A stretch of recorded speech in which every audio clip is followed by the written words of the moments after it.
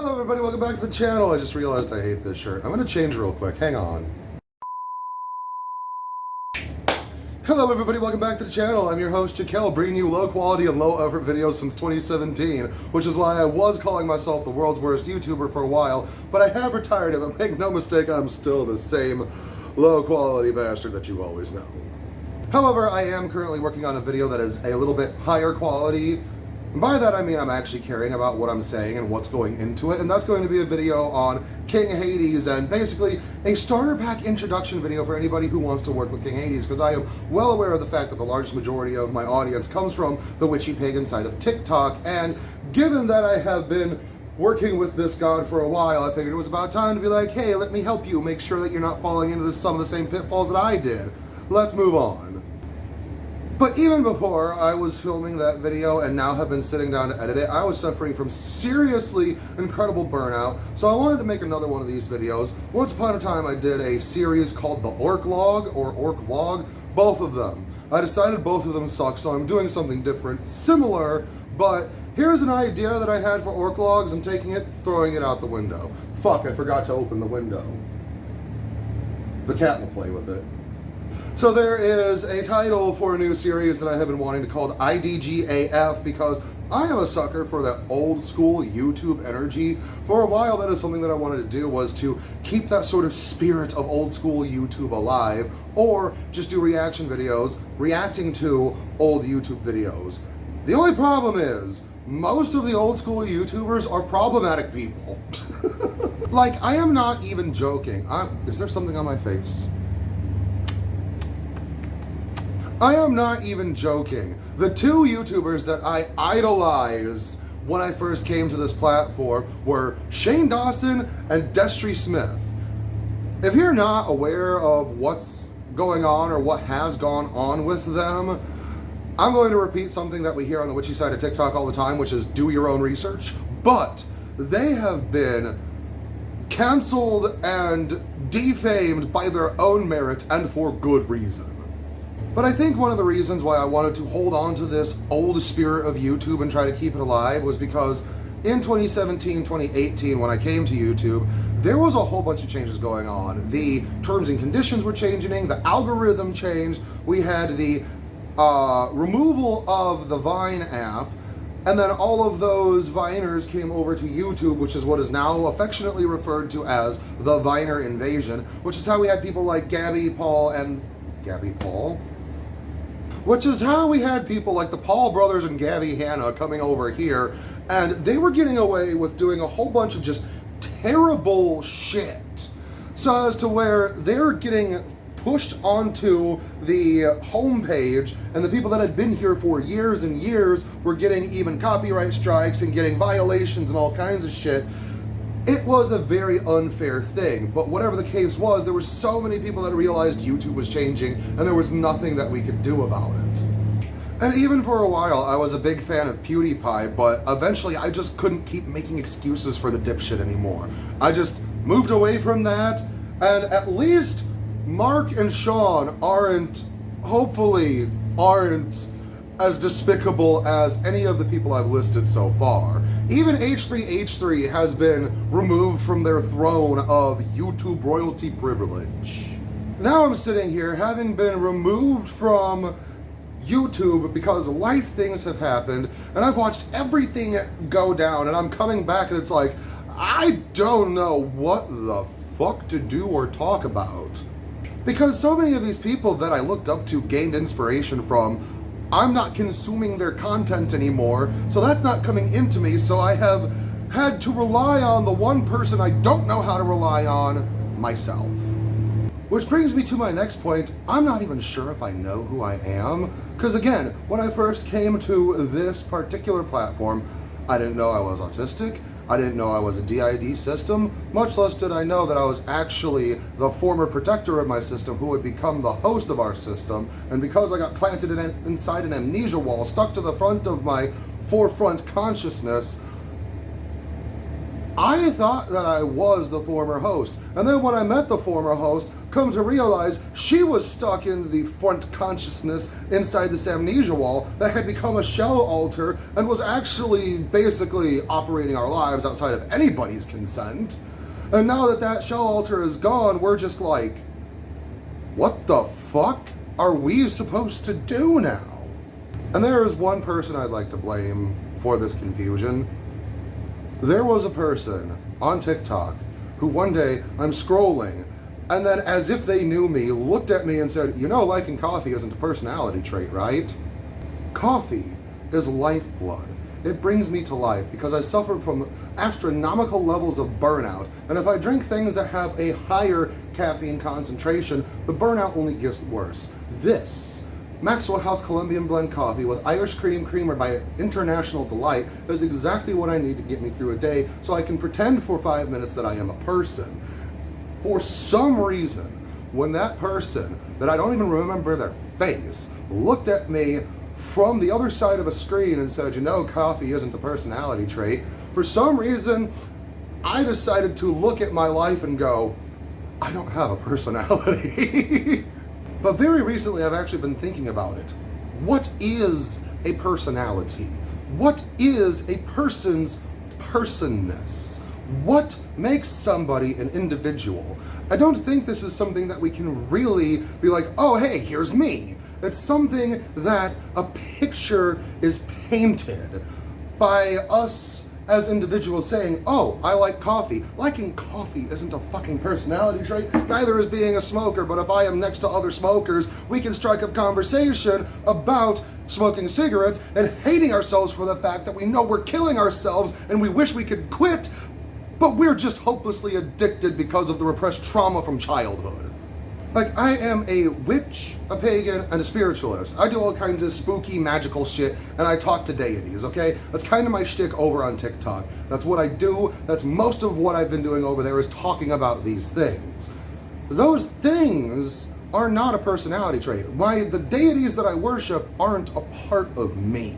But what is the mechanism behind it that makes me drawn to these deities to want to work with them and find comfort and safety with them, knowing that they are gods and could wreck my shit at any moment should I look at them the wrong way if I have not cultivated a good relationship with them?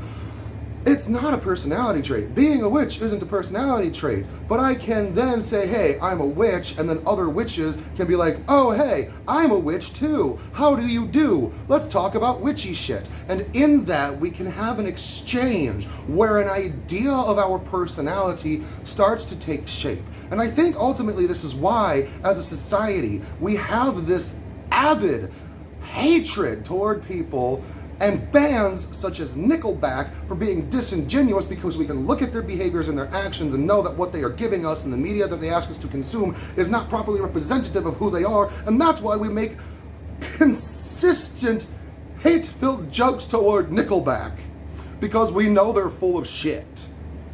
If that was who they really are and they just represented it and wore it on their sleeve, that would be one thing, but what they're asking us to consume isn't who they are, and that's why so many of us hate Nickelback. Which brings me to another thing. If you could not tell by my dress, my tattoos, my appearance, I prefer the rock and roll, heavy metal, as well as the alternative subgenres of music. So, once upon a time I may have called myself a metalhead. I even made a video on this channel back in 2018, around July, August, something like that, where I'm basically talking about why metal elitism sucks. And now here we are in the 2022nd year of our Lord Jesus Christ, and people are still gatekeeping Metallica. Metallica of all fucking bands? And then I realized the gatekeeping is a misplaced hatred toward people who are disingenuous, which is something that I have identified for a long time and even brought up in that video essay rant critiquing metal elitism. We want to keep disingenuous people out of the scene. And in the fight to gatekeep new people from Metallica very recently, courtesy of Stranger Things Season 4, Metallica has now been canceled. The fans already knew that they had done some horrible shit 10, 20, 30 years ago. But in some way, either they are hated because they haven't made up for it, or they are accepted because they have made up for it. So we have been privy to the evolution and the growth and the change of Metallica, but the new adherents are now sitting there like, they did what now? Hold them accountable. Bring this to the open view so they can be held accountable. But let's also take into account the other things that they have done and not retroactively cancel them. But if we want to dig something up from the past, let's make sure that we are including the things that they have done to make up for it and criticizing them for the things that they have not done to make up for it. That way we don't wind up with another Jenna Marbles who leaves because she doesn't want to deal with the bullshit. Then again, a lot of people would be okay if Lars Ulrich was not a person in pop culture mainstream metal music. Now, don't get me wrong, there are some offenses that are incredibly horrible. Phil Anselmo of Pantera doing the open palm salute, screaming white power, and then trying to say that it was because they were drinking white wine is not a defendable excuse for such an act of genuine hatred. That is a cancel-worthy offense, absolutely, because the dude still hasn't made up for it or made a genuine apology. It's all about that disingenuousness that people criticize everybody for, which is why I'm upset that now I don't have the platform in my heart to say, I love coffee and here's the coffee I like. But at least it's genuine. It's not a personality trait. Phil Anselmo being a racist dickhead is a personality trait. And we have been able to deduce this by his behavior. Me liking coffee and talking about it isn't a personality trait. And I know this. So why the fuck have I not been talking about coffee when it's something that I like? Because if I am nothing else, I am a collection of talking about the things that I love and complaining about the things that I either dislike or don't understand. But at the same time, please do not misunderstand me. Even though my name is Aiden, when I'm not wearing the Jekyll persona, I found comfort in the fact that there was a cool band named Aiden. But that good feeling cannot make me excuse the heinous actions of Will Francis, the vocalist, being a shithead dirtbag. Again, if you don't know what I'm talking about, look it up. Do your research. Dude's a creep. At the end of the day, I have come to an incredible, stark realization. Anytime I try to make a plan, life happens whether I want it to or not. And I get derailed from the end goal of that plan. And I wind up going off over here, over there to do something else. My upload history on this channel and the fact that I have less than 1,000 subscribers at this point, given the fact that I have been uploading since the end of 2017, I am well aware of the fact that life just happens and it probably is going to suck along the way. But I had this plan. And that plan has not come to fruition. So what am I going to do? Be upset that the plan hasn't come through? Or am I going to call an audible and just get through it anyway?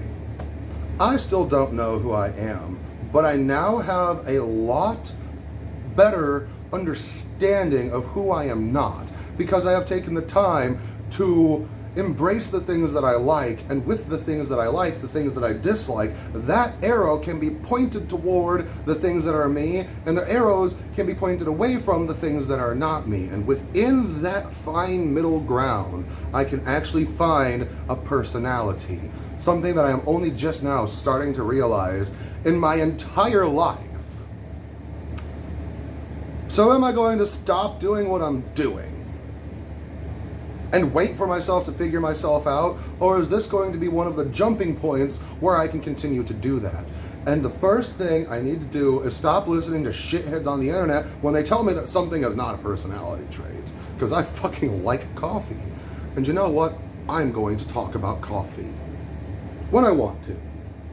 I'm also going to talk about King Hades in one of the videos coming up next, probably the next one. But I also know that's not a personality trait. I guess my point is, people are not defined by an idea. And when we think we are defined by an idea, we make our zodiac sign our whole personality. Or we make our Myers-Briggs personality test our whole personality. And when we don't know who we are, we find comfort in going on BuzzFeed, or back in the early 2000s, it was My Yearbook, doing all kinds of quizzes, and we can go on to MySpace in the early to mid 2010s, making our main homepage a decoration of the things that we think are our personality, when really it is just the billboard introduction, the handshake, so people have an idea of who and what they are and what they might be getting into. It's not a personality trait. It's a lifestyle. The question is, are you being genuine or are you disingenuous? That is the moral of the story. On that note, I have gone on much longer than I intended to. As always, until next time, take care and much love.